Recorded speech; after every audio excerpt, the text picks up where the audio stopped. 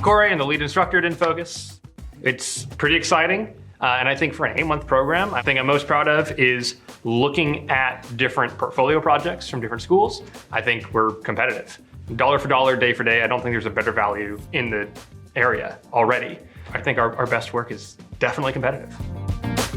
The secret, if there is one, to making a good game design program, how you do the actual creative design work. Because that's much more difficult to understand, much more obtuse, much harder to teach yourself because you won't have those obvious moments of feedback like you would with tech or anything else. So having instructors, having a program that is going to address those concerns and make sure that you are sort of held to task for, no, this design doesn't work. This is how you should approach this. And that's important, but it's also important that you have the freedom to create what you want. My goal is not to tell you what you're supposed to be making. I want you to be able to tell me what you're making, then I can help you figure out how we can make it. But there was a moment with pretty much every game, there was a moment where you could see it kind of clicked for them. They were like, oh, this is what it's supposed to be.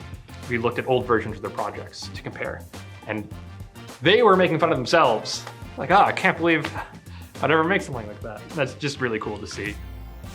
And doing that in a sort of controlled and structured environment is the best thing for improvement by a lot. It's very tight-knit and very mentor-focused and very much like make a thing.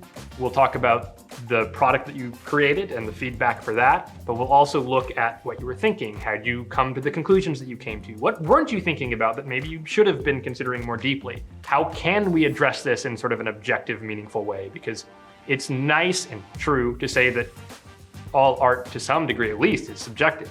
But then for us as creators, we need to go, right, but I have decisions I need to make. How do I make them?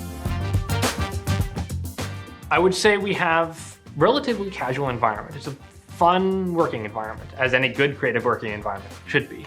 But there's also a lot of accountability. The vibe is really positive, but definitely one of hard work also.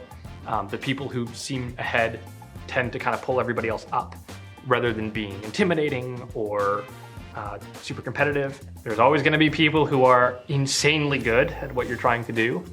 Don't let that discourage you. Find value in the process of improving rather than worrying about the value of the product.